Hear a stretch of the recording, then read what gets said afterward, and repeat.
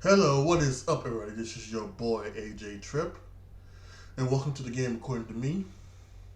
This is my weekly podcast where I talk about what's going on in the world of sports, mainly college and pro when it comes to the fall. And throughout the rest of the year, I maybe do it once a month to talk about some of the other things that are going on.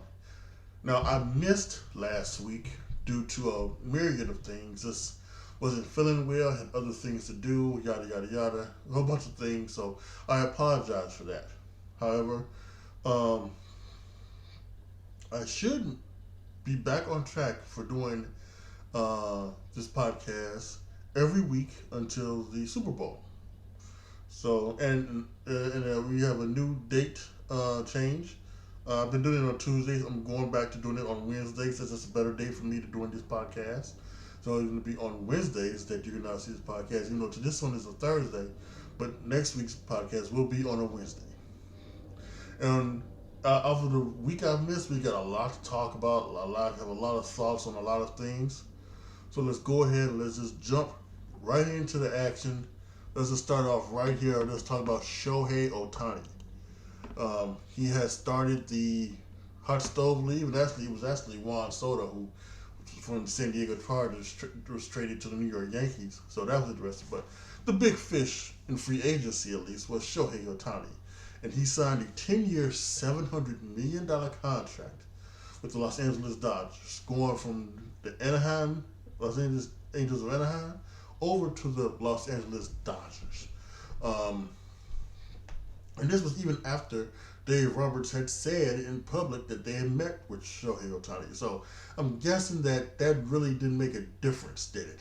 About it being hush hush, anything like that. And there was a few teams in it. There was the Angels were in it. The Blue Jays were in it. It seemed like even the San Francisco Giants were in it. And those reports came out recently that the San Francisco Giants kind of offered the same kind of contract to Shohei Ohtani. Um, but he decided to go with the Los Angeles Dodgers. Now, if you don't know about Shohei Ohtani's contract, this is insane because even though it's a 10-year, $700 million contract, he is going to defer $68 million per year to wait until after the 10-year contract is up. So he is only going to be paid $2 million per year for by the Los Angeles Dodgers, and then after the 10 years, he will get the money, the rest of the $68 million money. It's just it is an incredible thing. The deferral gives the Dodgers extra freedom for navigating the competitive balance tax and luxury tax. They don't jump into it as much or anything like that. Um, there is a lot of things. Um, and this is actually kind of like a 20-year deal because he will be paid, the money over the next 10 years after the first 10 years. So for instance, Otani will make $2 million each year from 2024 to 2033. Then he will make $68 million a year from 2034 to 2043. Amazing, isn't it? This is the highest contract by far in Major League Baseball, the highest contract by far in all sports. Now, some people may wonder, does he deserve it? Is it not? Can see both sides of it. We've got some people out there saying, well, what does he really do, right? Because even though he's been a good pitcher and even better hitter, but he has not led the Anaheim Angels, Los Angeles, I should just call him Anaheim, whatever. He has not led the Angels to a playoff berth, right? He has not done this, but then you talk about what he's done. He's not. Nobody has done what he's done since Babe Ruth. That's hit and pitch, and then and not only do a hit and pitch, but do it at an all-star level on both at both positions. So that's why he's like worthy of this money. So it's amazing. It is it'll be interesting to see how this does happen. He everybody don't forget he also has um he had Tommy John surgery. So this year coming up, he will not pitch. He will just hit mainly DH more than likely.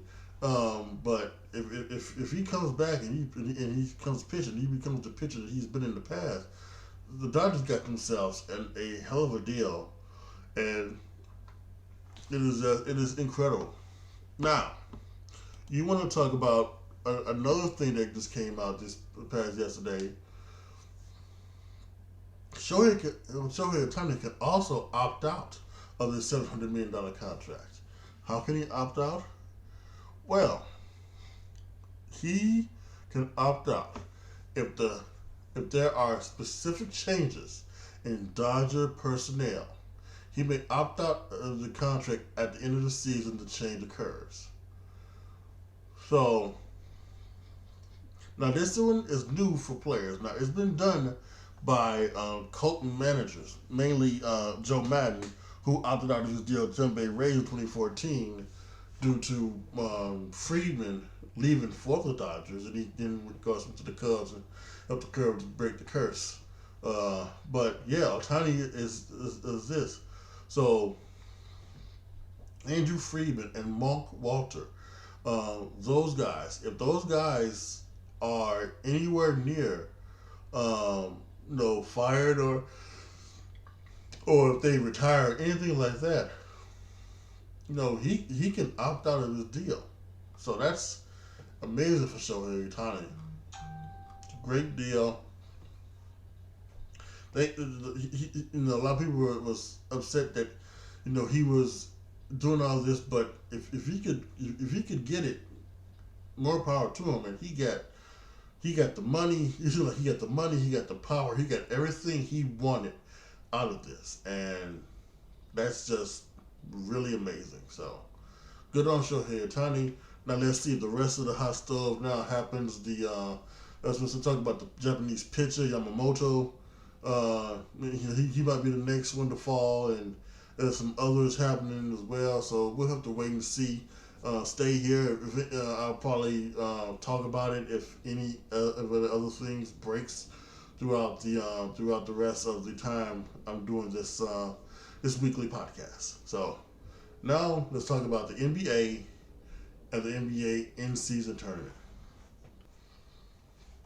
Okay, so we're going to take a look at the standings in a minute, but let's talk about this NBA in-season tournament. Now, I was not a fan of it. Not a fan of it. I think this is stupid. I think it is. This is not soccer. It doesn't need to be soccer. So why the hell are we, trying to do this, trying to bring some more people to it, or sport, anything like that? See, I find it to be ridiculous.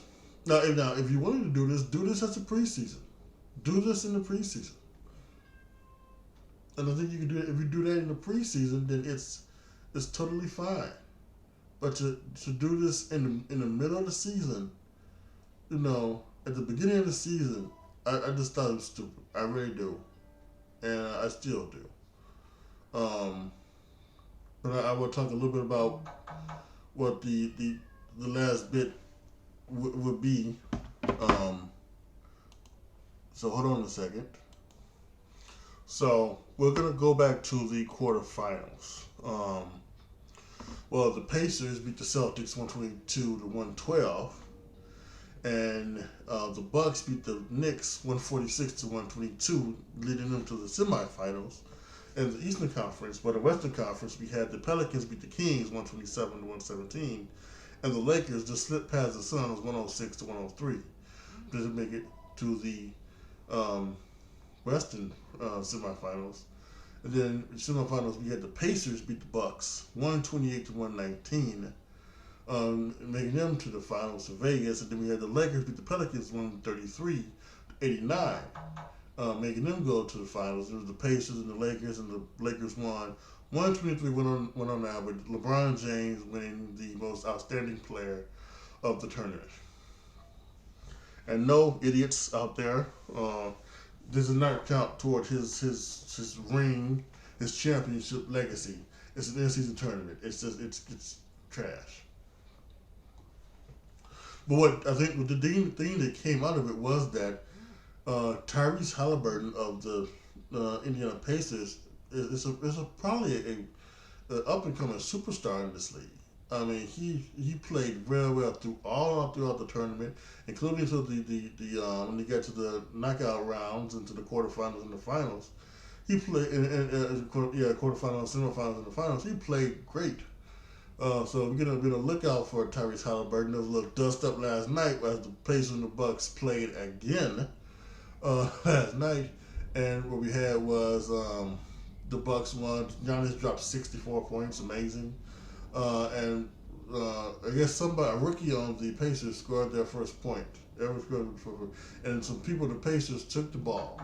Well, Giannis, because he scored 64 points, he wanted the ball, and that caused them to go chase down the Pacers in the hallway, and there was, there was a kerfuffle and a scuffle in the hallway, and apparently Rick Carlisle, the head coach of the Indiana Pacers, said that his GM got hit in the ribs, got elbowed in the ribs by one of the Bucks, probably Bobby Portis, because that's the kind of dude Bobby Portis is. So he might be hurt, anything like that. And he was saying that didn't need to happen. They could have taken the other game ball, because it's 2 game balls. They could have took the other game ball. They didn't need, all they had to do was just like tell them and ask them or something like that. So yeah, very, very childish, very silliness of the Bucks.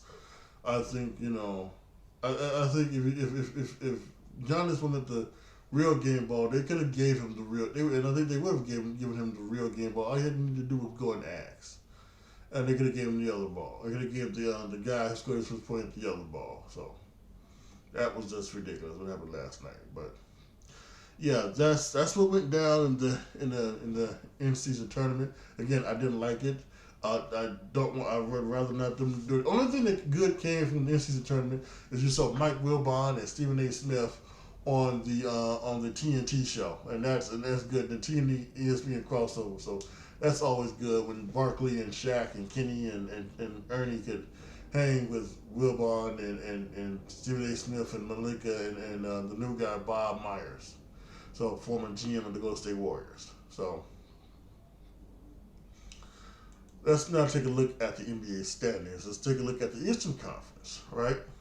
So we have the Celtics in the number 1 seed at 17-5.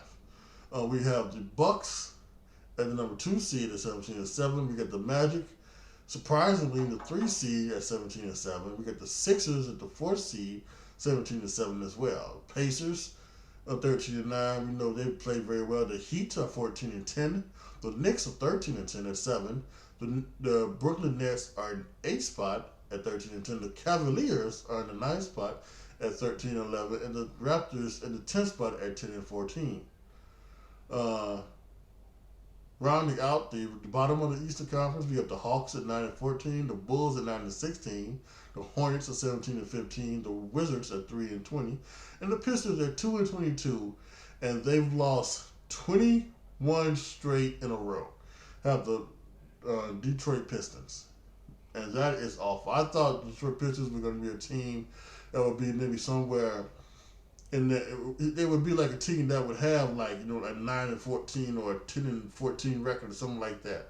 But they were going to show their growth, and it just did not happen. So unfortunately, in the Western Conference, the Timberwolves are the surprising team at the top of the conference. They're 17-5. The Thunder, another surprising team at the top, 15-7. With the Dallas Mavericks at 15-8. The Nuggets at 16-9. The Lakers at 15-10. The Kings are at 13-9. The Rockets are at 12-9. The Clippers are at 13-10. The Pelicans are at 14-11, and the Suns are at 13-11. But don't forget the Suns, even if they're in the 10th spot, they have not had Beal and Booker and Durant all together healthy, really, but only with 1 game. So they could really redo this in a month or so. If they're all healthy, they could really be fighting for that one of the top 4 seeds. Rounding out of the list, The Warriors at 13 and the 10 and 13, and we'll talk about them in a second. The Utah Jazz at 8 and 16. The Trailblazers at 16 and 16. The Memphis Grizzlies are at 6 and 17. That's 23 games. They have 2 games left before John Morant is eligible to come back and play for the Memphis Grizzlies. So I'm sure they're waiting for them. They could also start a thing and maybe catch on. And the Spurs are 3 and 20 with them on a 18 game losing streak and probably the worst losing streak of Pop's career. Just don't know what's happening with the Spurs. They got Big Victor Wembanyama, and seems to be playing all right, but everybody else just seems to maybe just not working right now for the Spurs. So right now, Spurs and Pistons are battling out for the number 1 pick in the NBA draft. Now let's talk about what went down the other day with the Golden State Warriors. Draymond Green. Again, in a game against the Suns, he was fighting for position, and he went and he turned and he swung his right arm, hitting Yusuf Nurkic, the center for the Suns, upside the head. A flagrant foul. 2 was called, and he was ejected, his 3rd ejection of the season. And just unreal what went down. And last night, per Woj, it was told that the NBA was suspending Draymond Green indefinitely. And they also said that it was just like the Kyrie Irving thing, he was going to have to go and do some things to satisfy the NBA, NBA and everything like that before he could come back and play. Go back and play for the Golden State Warriors. Now, this has been a tumultuous start for Draymond Green and the Warriors. Like I said, they are in 11th place. The playoffs started. Now they will be out of the playoffs. Klay Thompson isn't looking like Klay Thompson. His knee injuries from a few years ago is slowing him down, and Steph is still Steph Curry, but that's not what it is. And Andrew Wiggins isn't playing like he played a couple years ago during the Warriors championship year. They don't have Jordan Poole anymore, and because of what went down with Draymond Green. And Draymond Green he's somewhere else, and it's a shame. And he's got a lot of talent. He's got a lot of just good stuff in him, and but he's letting the bad stuff come out. Now, apparently he's getting together with Joe Dumars and Steve Kerr and Warriors GM and Adam Silver. And they all going to try to get together and make a plan for him to get some help for some of the stuff he's dealing with, out of the court. So I don't know what it is that he's dealing with off the court, but at least he seems to think it is affecting him on the court, and that's where all of these outbursts and things like that are happening. So you never know what's going on with somebody, but also, you also have to say that he's out of control, and many people have said it. This is what's best for him, and this is what's best for the people of the NBA, so he doesn't hurt anybody. So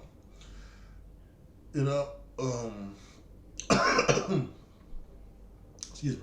There's been just unmitigated talk about the Warriors, and if their window is closing, and if Draymond Green isn't going to be there, and Klay Thompson isn't going to be Klay Thompson anymore, then the Warriors is closing, and it's closing very quickly. Because you need Klay Thompson, you need Draymond Green. You need Klay Thompson to be Klay Thompson. You need Draymond Green to be controlled Draymond Green. But that doesn't happen. They're like going to happen right now. So we have no idea what's going to happen with the Golden State Warriors, and all we can do, I guess, is just wait and see. And what I do hope is that this suspension isn't like the Kyrie Irving suspension, where it was just like Kyrie missed what, like 8 games or something like that. He missed some amount of games before he was able to come back. This needs to be a pretty, long situation. Definitely like maybe 15, 20 games, something like that, before he even sniffs trying to come back.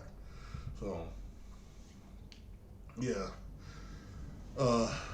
We hope it does get better, and but what he did to Nurkic was just inexcusable, and NBA can't have that, so they've suspended him indefinitely.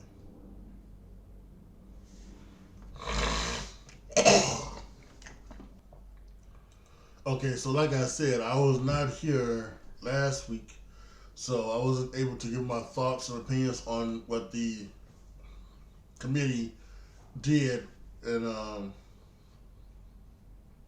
if you guys follow me on Twitter, and you know that I was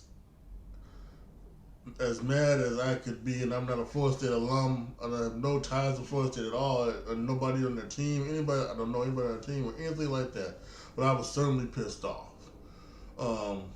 As we go back and just quickly look over the game of championship week, Liberty beat New Mexico State 49-35. Washington beat Oregon 34-31. Texas beat Oklahoma 49-21. SMU beat Tulane 26-14. Alabama beat Georgia 27-24. Michigan shut out Iowa 26-0. And Florida State beat Louisville 16-6. So we ended up with an undefeated Michigan, an undefeated Washington State, an undefeated Florida State, a one-loss Bama, a one-loss Georgia, and a one-loss Texas. Here's what should have happened. Michigan, number 1, no doubt about that. Washington, number 2, no doubt about that. Florida State should have been 3. And then Texas should have been 4. That's what it should have been. The committee, now I know there's things where there's 5 members of the ACC on the committee in some form or fashion. They have something to do with the ACC in some form or fashion, be it athletic director or they're from a school or whatever. In the ACC, which Florida State is in. But you cannot sit up there and tell me that this was not about SEC and what they wanted. They were talking about this has been the 4 best, getting the 4 best teams to play, and because Jordan Travis got injured, they couldn't, they couldn't take Florida State. No, that's bullshit. That's absolute bullshit. Because there have been years in the past where they have not taken the 4 best teams. They've taken the 4 teams that was the most deserving. Whether it was undefeated, like last year. TCU was taken because they deserved to make it. Even though they lost in the championship game to Kansas State, they were the most deserving, out of the teams to make it to the finals, to the college football playoffs. I'm sure there was a better team than TCU, last year, but guess what? They were the most deserving, and Florida State was the most deserving. Alabama did not deserve to be there, and neither did Georgia. Georgia lost at the wrong time. I'm sorry. Alabama, you lost to Texas early in the year. I'm sorry. Texas, even though they lost to Oklahoma, Oklahoma was nowhere to be found, so they beat Alabama. Bam, they deserve it. They're the 4th spot. Should have been Michigan and Texas, Washington and Florida State. But what happened? They took Texas at 3 and Alabama at 4, because you just can't have a playoff without somebody from the SEC. What the fuck, you can't? What trash. What absolute garbage by the committee. The committee should be ashamed of themselves. It really should. They should be ashamed of themselves. And I'm so glad this is the last year. Because next year they've expanded to 12, and there's going to be 12, and even though the committee's still going to be doing that because they're going to be ranking the teams, they're still going to rank the teams. They're still going to do like that, but it should be a lot less, tragedy. There should be a lot less um, uptick and stuff about it. But I guarantee you it will be. I guarantee you it will be because one of the things they have to do next year is that they have to take the highest group of 5. This year it would have been Liberty. Liberty was ranked. It was ranked 6th, 18th, right? 18th. So that makes Liberty the number 12 seed. But what about the team that was actually ranked 12th? They're a better team than Liberty. Shouldn't that team be there to the Liberty? That's what's going to happen next year. Now, most people should know to shut their mouths. But I guarantee you we're going to get it next year. We're going to get it at some point in the future. So, it was trash. It was garbage. Exactly, truly garbage. What they did to Florida State, and it was sickening and disgusting. And the committee should be ashamed of themselves. Florida State deserved to be there and to fight to the national championship. I don't care if they would get blown out. They deserve to be there. So let's quickly take a look at the New Year's 6 matchups. These are the matches. These are the 6 games that are going to be played on New Year's Day and on New Year's Eve. Excuse me. We got the Goodyear Cotton Bowl. Number 7 Ohio State will place number 9 Missouri. That should be a good game. The Chick-fil-A Peach Bowl will face number 11 Ole Miss versus number 10 Penn State. The Capital One Orange Bowl, by the game everybody will want to watch, will be the number 6 Georgia Bulldogs against number 5 Florida State Seminoles. This will be a good test for Florida State to show why they deserved to be there, even though they don't need to deserve. Even if Florida State gets blown out by Georgia, which is a great thing that it could happen. It's a very good possibility. They still deserve to be there. The VRBO Fiesta Bowl, number 23 ranked Liberty takes on number 8 Oregon Ducks. And the college football playoff semifinals for the Rose Bowl, number 1 seed Michigan will take on Alabama. And in the All-State Sugar Bowl, the number 2 Washington Huskies take on number 3 Texas Longhorns. So there you have it. There's a myriad of other bowl games out there that's all start this weekend. So make sure you get, not only do we have bowl games, we also have NFL games to watch this weekend, and we've got one tonight as well. So let's go ahead and let's look back at this past week's action of the NFL and look ahead to what's happening this upcoming week in the National Football League.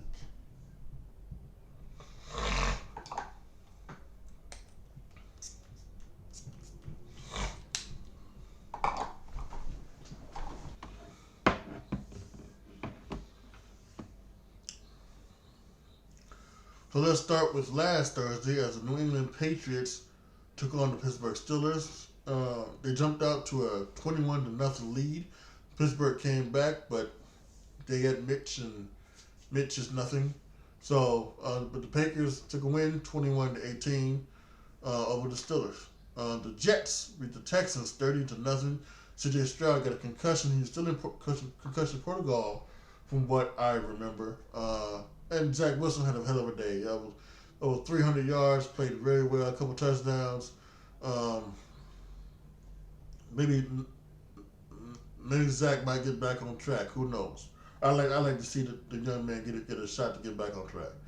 The Ravens beat the Rams 37-31 in overtime and punt return for a touchdown, and had the Ravens beat the Rams. The Saints beat the Panthers 28-6. The Bengals beat the Colts 34-14. The Bengals 2-0 under Jake Browning as the starter quarterback for the injured Joe Burrow. So that's something interesting to see. Bengals still in the playoff hunt, so are the Colts. There's a lot of people in the playoff in both conferences actually. We got the Buccaneers beating the Falcons 29-25. The Browns beat the Jaguars 31-27. Joe Flacco again, I guess trying to be the A-list wonder, come off the bench and take the Browns to their first Super Bowl. The Bears beat the Lions 28-13. I truly think that the Lions are choking. They are not handling success very well, and that's one thing that you're a great team. You handle success well, and that doesn't seem like they're doing. They've played, the last 4 games, they haven't played very well, and even though they won 2 and lost 2, they haven't played very well throughout the whole thing. The game against New Orleans, they went out to a 21-0 lead, but then could not do anything else, like in the second half, to extend the lead. And we know that they can't. They had to come from behind to beat the Bears in the game, and they lost to the Packers on Thanksgiving and lost to the Bears on Sunday. So who knows? Jared Goff hasn't been playing very well as well. Over those last 4 games, 9 turnovers. He's got to be better. He's a better quarterback than that. Someone who is a better quarterback, Brock Purdy. He's led the 49ers to another victory over the Seahawks, 28-16. Just amazing what Brock Purdy has been doing. A lot of talk on television about him and being game manager or anything like that. Cam Newton had something to say about that, which is very interesting and something like that. But no, Purdy's a very good quarterback, and I think he's showing it. I think they hit over 300 yards in that game against the Seahawks. I don't know if these two teams had over 300 yards combined. The Vikings beat the Raiders 3-0. And a horrific game to watch. Glad we didn't watch it. Glad we got to see the Bills and the Chiefs. Minnesota's going to go with Nick Mullins from now on. They gave Josh Dobbs one last chance. He couldn't do nothing. It was just a couple game run for Josh Dobbs, and he just couldn't keep it up, couldn't control it. So unfortunately, I think that's why Josh Dobbs has jumped around over the past few years. He's just not able to do it consistently. Even in a backup range, he hasn't been able to do it consistently enough to stay with one team. The Broncos beat the Chargers 24-7. In that game, Justin Herbert broke his finger. He is out for the rest of the season. Would not play tonight on Thursday night against the Raiders. That's a bummer for anybody who wanted to watch that. The Broncos they're still in the race. They're actually only 1 game behind the Chiefs, who lost their 2nd straight game this past week. Lost to the Bills 20-17. As we all know, we've seen it. It's the offsides call on Kadarius Toney after the great play where Travis Kelce caught the ball and then somehow was able to, through his peripheral vision, see Kadarius Toney was there and threw it, lateraled it to Kadarius Toney, who caught it, ran in for a touchdown. But Kadarius Toney was offside, and if you saw Dan Orlovsky, he showed where 5-6 times in that game he had lined up off sides. When he was supposed to be on the line, he lined up off sides. But that was the only time that they called it. Now, it was a different thing. The times he had lined up offside, he was always on the upper part of the field. If the way you see it, not closer to the he was always lined up closer to the Bills' sideline than he was closer to his sideline. But when he lined up offsides at the end of the game, he was closer to his sideline, and I think that line judge threw the flag where the other line judge didn't. But maybe that cost him the game, maybe it didn't, but the Bills ultimately won.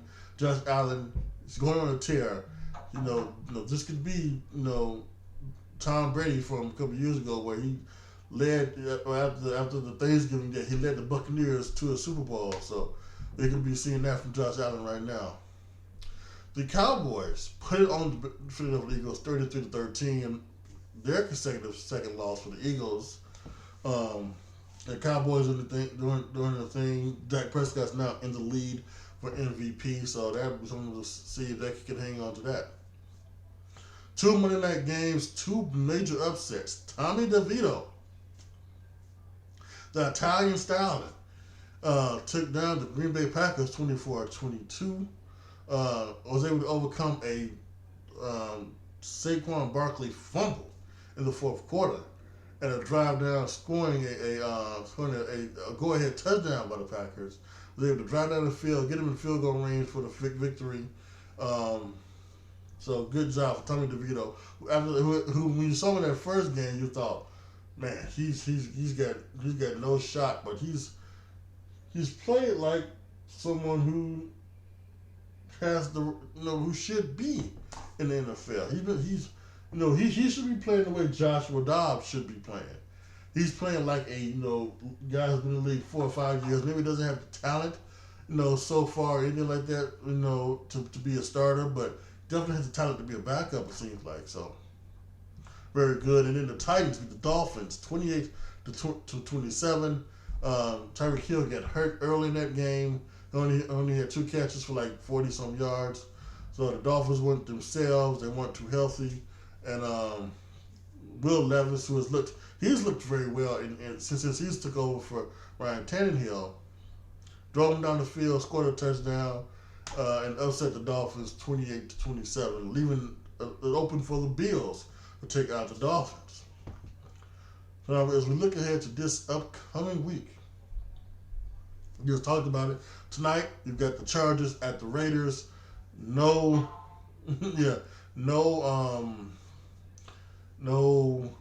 Justin Herbert. Probably no way I'm going to be watching this game.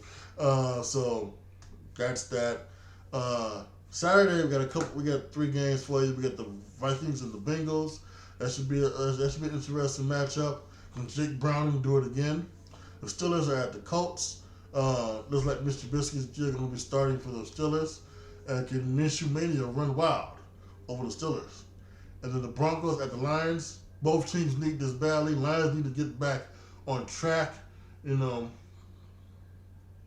because the Vikings are only a couple games behind them as well. Now, you don't expect the Vikings to catch up to them, but anything can happen. The Vikings have 2 games left against the Lions, and anything can happen. If they continue to stutter and stalter as I am, then we could see a very different team come later on this year for the Detroit Lions. They need to take advantage and win this game. On Sunday, we start with the Giants at the Saints. Tommy DeVito going to New Orleans. Can he hold on to the Saints? Chicago Bears at the Browns. 2-game winning streak, if you want to call it that, for the Bears under Matt Eberflus. Bears defense playing better. Justin playing okay. Still, for me as a Bears fan, not good enough to to keep him as our quarterback next year. But that's another story for another day. And this is a big test because they're playing against that Browns defense, which has that bad man over there with Myles Garrett and many others as well. So we'll see what they do. They were able to handle the Vikings defense somewhat. They didn't score a touchdown, but their defense was able to handle the Vikings offense. We'll see if that can happen this week. Can their defense handle the Browns offense with Joe Flacco back there? The Panthers are hosting the Falcons. The Buccaneers are at the Packers. The Jets are at the Dolphins. This is again a game for the Dolphins. Again, I mentioned about Zach Wilson. And Zach Wilson going to start playing well, maybe showing that he has got it, or was that just a one-off? And for the Dolphins, they need to get back on track because there's a team coming right behind them that if they slip and if they falter a couple times down the rest of this season, the Bills are going to be right there, I believe, to catch them and maybe even pass them by for the division. Chiefs at the Patriots. This should be the get-right game for the Chiefs. Chiefs should get back on track here against the Patriots. The Texans at the Titans. This is going to be a good one. We'll see if C.J. Stroud comes out of concussion protocol to play this one. The 49ers at the Cardinals. Again, 49ers, if they keep it, if they keep it rolling, this should be another good victory for the 49ers.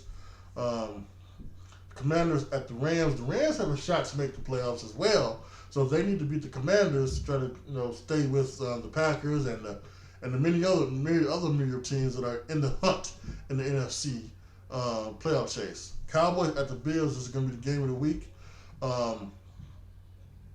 As we got both teams here, both teams playing well, both quarterbacks playing well, and so we'll see if Dallas can go into. But the one thing about Dallas is the teams that they have beat, haven't been all that great. Other than the Philadelphia Eagles, which they've, this past week, they really haven't beaten a really good team. So can they go into Buffalo and take it out, or will this be another black mark on Cowboys' record going to Buffalo and losing? Of course, Buffalo, if they want to make the playoffs, they have to continue to win down the stretch, and they have to beat the Cowboys. I don't think they can expect all of the other teams, in front of them to try to lose as well. And, you want to try to take, take your destiny in your own hands here, right here. And that's what the Bills and Josh Allen need to do. Sunday Night Football, the Ravens are at the Jaguars. Trevor Lawrence, who had a really bad injury on Monday Night Football, played this past week. He will be there in Jacksonville. The Ravens are there as well. They're the number one seed in the AFC. We'll see what goes down there in Jacksonville. And then on Monday Night Football, the Eagles at the Seahawks. It's time for the Eagles to get back on track. Apologize. Time for the Eagles to get back on track, but the Seahawks gonna have something to say about that, because I think this is a bad matchup: the Seahawks passing game and the Eagles pass defense. So there you have it. The look back at Week 14 and the week ahead of Week 15 of the National Football League. All right, Hall, there you have it. This week's episode again is going to be in the books. Once again, I apologize for not having a one last week. Again, just a whole bunch of things came down upon me and just didn't do it last week. So once again, I apologize. But again, like I said, I should be back for the rest of the football season until the Super Bowl. And we have a new day. We're going to be doing it on Wednesdays now. So make sure you're going to be here every Wednesday for the game, according to me. Thank you guys so much for listening. If you like this podcast and you want to help this podcast out, there are many ways to do it. One is Patreon. Patreon.com/AJTRIP. Become a patron. Once I hit a certain amount of patrons, you will be able to determine what you hear on my other podcast, The Word According to Me, what you see on my YouTube channel, youtube.com/AJTRIP, and what video games I play on my Twitch channel, twitch.tv/ATriplet20. I must have the video game for me to play it. So that's the only caveat with that. Well, if you don't want to do Patreon, on the Spotify podcasters page, the link is in the description box down below. You can go there and sign up for 3 tiers: a 99-cent tier, a $4.99 tier, and a $9.99 tier, in which you can help to monetarily, just like with Patreon, support this podcast and support me. But times are tough. I understand that, and a lot of people don't have the financial income to do so. So, how do you help this podcast out non-monetarily? Like this podcast, share this podcast on all your social media, rate this podcast, give this podcast a high rating. Wherever you're listening, on whatever, this podcast goes out many places, so wherever you're listening, on Spotify, on Apple, on iHeartRadio, whatever, rate it, share it, do things like that. That also helps out this podcast, because then this podcast goes out to much reacher and a much farther reach. So, but I also, as I always say, I'm just glad for that. Those who listen do listen, and I appreciate that so much. The support monetarily or non-monetarily is just icing on the cake. The fact that you listen is just good enough for me. I appreciate you. I never want to let any of y'all think that I don't, because I do. I appreciate it so much. Thank you guys so much for listening. This is your boy, AJTRIP, signing off. As always, be good to each other, y'all. Be careful out there. And I am out.